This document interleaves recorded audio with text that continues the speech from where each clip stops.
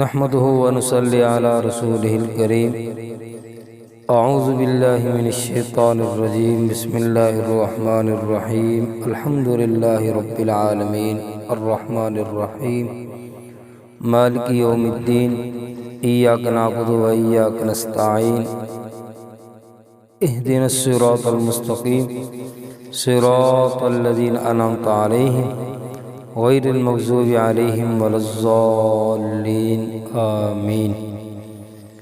السلام علیکم ورحمۃ اللہ وبرکاتہ۔ برادران اسلام، میں اپنے یوٹیوب چینل اسلامی وظائف سے مخاطب ہوں۔ آج آپ حضرات کے سامنے سورۃ الفاتحہ کا کچھ فضائل بیان کریں گے۔ یہ قرآن مجید کی پہلی سورت ہے اور اس سورت کا نام سورۃ الفاتحہ بھی ہے۔ فتح کا ایک معنی ہوتا ہے کھولنا، کیونکہ یہ سورت قرآن کریم کو کھولنے والی ہے۔ اس سے قرآن کریم کی ابتدا ہوتی ہے، اس لیے اس کو فاتحہ بھی کہتے ہیں۔ اور دوسرا اس سورت کا نام سورۃ الشفاء بھی ہے، یعنی شفا دینے والی۔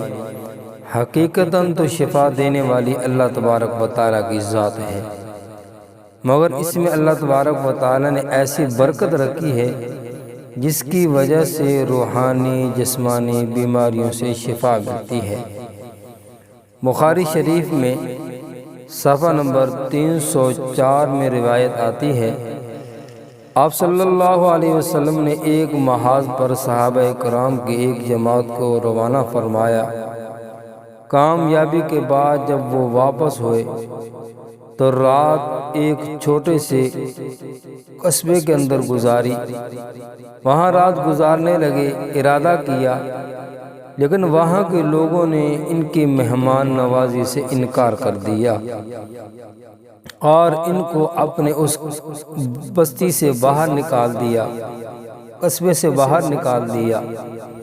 تو صحابہ نے اس بستی کے باہر اپنا پڑاؤ ڈالا، رات گزاری، صبح کو چلنے لگے۔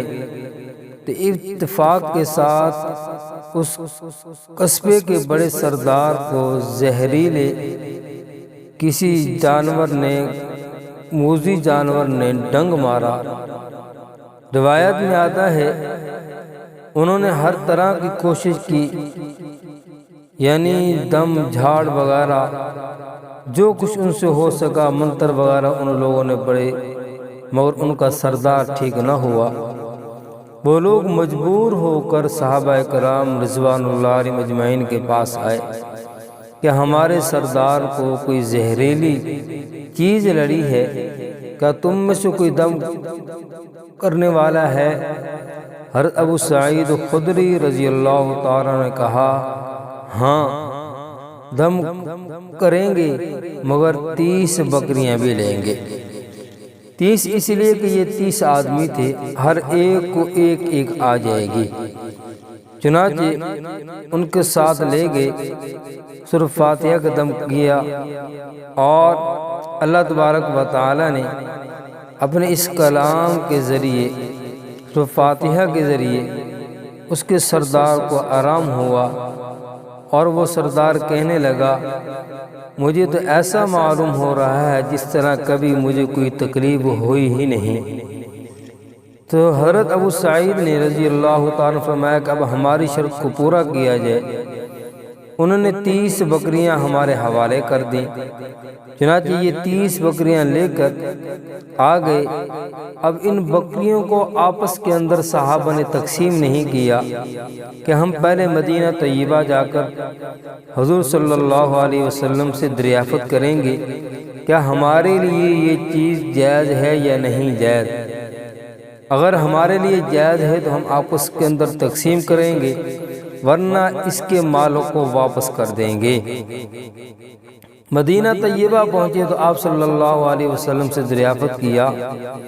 آپ صلی اللہ علیہ وسلم نے فرمایا، ان احق ما اخذتم علیہ اجرا کتاب اللہ، بے شک جن چیزوں پر تم اجرت لیتے ہو ان میں اللہ تعالیٰ کی کتاب زیادہ حق رکھتی ہے، تم اس پر اجرت لو۔ فرمایا کہ اس مزدوری میں سے میرا بھی حصہ نکالو۔ تو آپ صلی اللہ علیہ وسلم کا یہ فرمان نہ حرص اور نہ لالچ کا تھا، بلکہ صرف اتنا تھا کہ ان کا وہم دور ہو جائے۔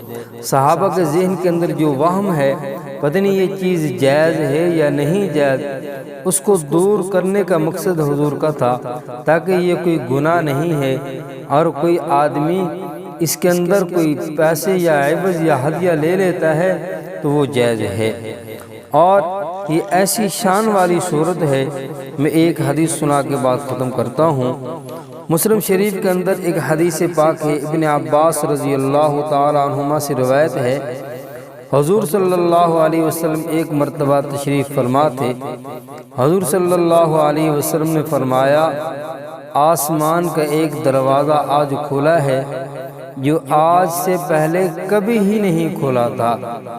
یعنی پہلے وحی آتی تھی، دروازے کھلتے تھے، سب کچھ ہوتا تھا، لیکن آج ایک خاص قسم کا دروازہ کھلا ہے۔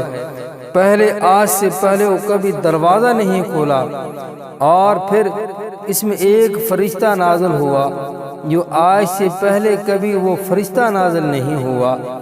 پھر اس فرشتے نے عرض کیا، دو نوروں کی بشارت لے لیجئے جو آپ صلی اللہ علیہ وسلم کو اس سے قبل کسی کو نہیں دی گئی، اور ان میں سے ایک سورۃ الفاتحہ ہے اور دوسرا ختم سورۃ بقرہ ہے، یعنی سورۃ بقرہ کی آخری رکوع کو، اور فرمایا یہ دو نور ہیں، یعنی سورۃ فاتحہ ایک اور سورۃ بقرہ کی آخری آیات آخری رکوع کے اندر جو آتی ہے، دوسرا نور یہ ہے۔